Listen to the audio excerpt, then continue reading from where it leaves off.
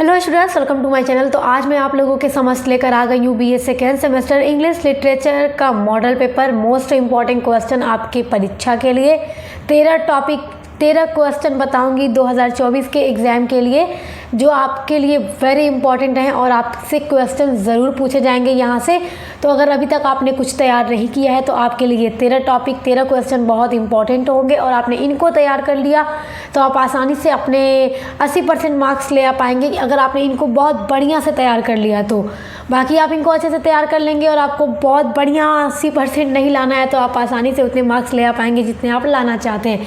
अब आपके पढ़ाई पर निर्भर करता है क्वेश्चन, तो मैं आपको बता देती हूँ, सारा आंसर भी आपको दे देती हूँ। अब आप जितना उसको तैयार कर पाएंगे उस हिसाब से आप नंबर ले आएंगे। वैसे मुझे पता है मेरे स्टूडेंट्स बहुत अच्छे से पढ़ाई करते हैं और अच्छे मार्क्स लेकर आते हैं, क्योंकि मुझे अक्सर आप लोगों के अच्छे कमेंट्स आते रहते हैं जिससे मुझे काफ़ी खुशी होती है। तो ये इंग्लिश पोएट्री का मॉडल पेपर है। चलिए देखते हैं वो सारे इंपॉर्टेंट क्वेश्चन जो आपसे पूछे जाएंगे। यहाँ पे एक बात और मैं आपसे कहूँगी कि जितने क्वेश्चन मैं आपको बताऊँगी सभी के आंसर भी आपको मेरे ही चैनल पर मिल जाएंगे इंग्लिश की प्लेलिस्ट में, और इंग्लिश लिटरेचर की प्लेलिस्ट में दे दूँगी आपको इसी वीडियो के डिस्क्रिप्शन बॉक्स में। तो चलिए शुरू करते हैं। तो देखिए, पहला आपका क्वेश्चन है फॉर्म्स ऑफ पोएट्री। देखिए, फॉर्म्स ऑफ पोएट्री से जो आपके क्वेश्चन आते हैं वो अक्सर अति लघु में ही आते हैं, यानी वेरी शॉर्ट में आते हैं। तो इसमें बस आपको फॉर्म ऑफ पोएट्री 8 ही पढ़नी है और पूरी मैंने आपको पढ़ा दी है, आप पढ़ लीजिएगा। यूनिट नंबर 1 में आपको मिल जाएगी। दूसरा, स्टैंजा फॉर्म्स में आप हीरोइक कपलेट तैयार कर लीजिएगा, टर्जर रहमा तैयार कर लीजिएगा और द स्पेंसेरियन स्टैंजा तैयार कर लीजिएगा। बाय मिस्टेक स्टैंजा में छूट गया है, कोई बात नहीं, आप उसको ध्यान मत दीजिए, आप अपने टॉपिक को देखिए। ये तीनों आप स्टैंजा फॉर्म से पढ़ लीजिएगा जो कि मैंने पढ़ा दिया है। तीसरा क्वेश्चन आपका है right A note on poetic devices. आखिर ये पोएटिक डिवाइसेस है क्या? सम टाइम ये आपके वेरी शॉर्ट में पूछता है, तो आप इसलिए इसको तैयार रखिएगा। अब देखिए, टॉपिक 4 है आपका पोएटिक डिवाइसेस। पोएटिक डिवाइसेस जो कि आपके यूनिट नंबर 3 में आपको पढ़ना है और पूरा मैंने पढ़ा दिया है। 3 पार्ट्स में वीडियो अपलोडेड है, तो उसमें से जो मोस्ट इम्पॉर्टेंट पोएटिक डिवाइसेस है वो आप देख लीजिए। यहाँ पे पहला है नेगेटिव कैपेबिलिटी, तो आप नेगेटिव कैपेबिलिटी तैयार करिएगा। Stressed and unstressed syllable, metre, tone, structure, theme, rhythm, rhyme scheme and juxtaposition. ये इतनी पोएटिक डिवाइस आपने पढ़ लिया तो फिर समझिए कि जो भी क्वेश्चन आपसे पूछेगा आप आसानी से कर लेंगे, क्योंकि यही इतने पोएटिक डिवाइसेस है जहाँ से क्वेश्चन आपके एग्जाम में पूछा जाता है और वेरी शॉर्ट में ही आता है, इसलिए आप इसको तैयार रखिएगा। बाकी यहाँ पर देखिए, 5वां आपका क्वेश्चन है explain the function of rhythm. ये आपसे पूछ सकता है अति लघु में, यानी वेरी शॉर्ट में।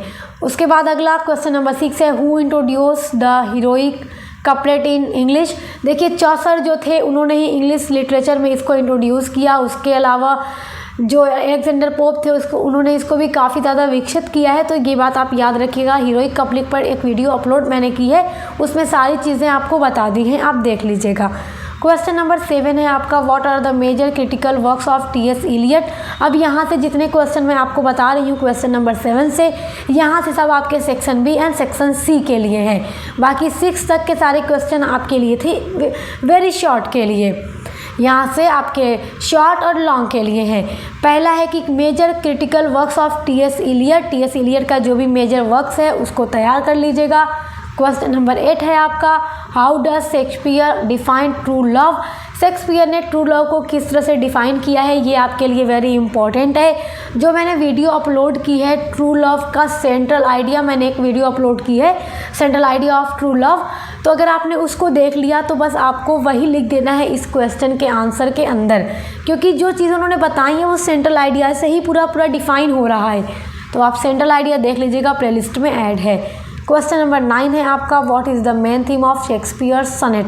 शेक्सपियर सनेट की मेन थीम क्या होती है? जितने भी पेपर अब तक मैंने देखे हैं प्रीवियस ईयर के, सभी में ये क्वेश्चन पूछा गया है और आपसे भी पूछा जाएगा। क्वेश्चन नंबर 10 है describe about Wordsworth as a romantic poet. Wordsworth romantic poet के रूप में कैसे हैं, डिस्कस कीजिए। क्वेश्चन नंबर 11 है आपका, देखिए यहाँ पे नंबरिंग छूट गई, कोई बात नहीं। क्वेश्चन नंबर 11 है write an essay on John Donne as a poet of law. John Donne एक पोएट के रूप में कैसे हैं? जब आप इनकी पोएम पढ़ेंगे एब्सेंस इज प्रेजेंस, उसके बाद आपको पूरा पता चल जाएगा कि कैसे हैं, क्योंकि पोएम बहुत अच्छी है, तो मैंने पढ़ा दी है, आप देख लीजिएगा। ये क्वेश्चन वेरी इंपॉर्टेंट है और आपसे ज़रूर पूछेगा। क्वेश्चन नंबर 12 आपका है discuss Gray as a transitional poet.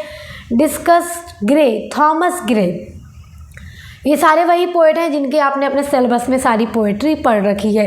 तो इस पर एक सेपरेट वीडियो मैंने अपलोड की है जिसमें सिर्फ और सिर्फ मैंने यही क्वेश्चन का आंसर दिया है कि ग्रे एक ट्रांजिशनल पोएट के रूप में कैसे हैं। तो पूरा लॉन्ग आंसर मैंने हेडिंग बाय हेडिंग आपको दिया है, जो कि अगर आपने स्क्रीनशॉट करके तैयार कर लिया तो फिर आपका पूरा ये क्वेश्चन का आंसर तैयार हो जाएगा। अब देखिए क्वेश्चन नंबर 13 है आपका। क्रिटिकल एप्रिसिएशन आपको बता देती हूँ कि कौन कौन से पोएम का पढ़िएगा, क्योंकि बच्चे बहुत इसके लिए परेशान होते हैं कि कौन सा क्रिटिकल एप्रिसिएशन आएगा। पहला ट्रू लव का, जो कि विलियम शेक्सपियर की पोएम है। दूसरा the world is too much with us का, ये सब मैंने वीडियो अपलोड कर दिए सभी के क्रिटिकल एप्रिसिएशन पे। तीसरा है ऑन इज ब्लाइंडनेस, जो जॉन मिल्टन की सनेट है।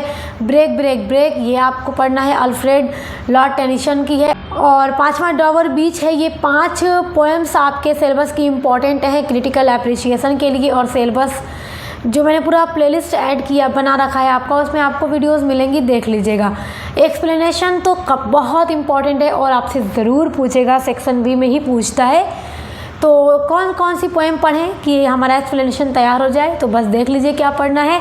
ट्रू लव पढ़ना है। ट्रू लव से जो भी एक्सप्लेनेशन आता है पूरा एकदम डिटेल में वीडियो अपलोड की है, जिसमें रेफरेंस कॉन्टेक्स्ट एक्सप्लेनेशन पूरा बता दिया है, नोट्स दिया है पूरा आपको, एकदम आपके एग्ज़ाम के लिए हेल्पफुल होगा। दूसरा प्रेजेंस इन एब्सेंस, यहाँ ये इसका भी पूरा करवा दिया है। The world is too much with us, इसका भी पूरा करवा दिया है। डॉवर बीच, ये सब आपके लिए इम्पॉर्टेंट हैं एक्सप्लेनेशन के लिए। अगला है what do you understand by metaphysical poetry. Metaphysical poetry से आप क्या समझते हैं, ये देखिए। मेटाफिजिकल पोएट्री सम टाइम पूछा जा सकता है, इम्पॉर्टेंट है, 50% चांस है इसके पूछने के।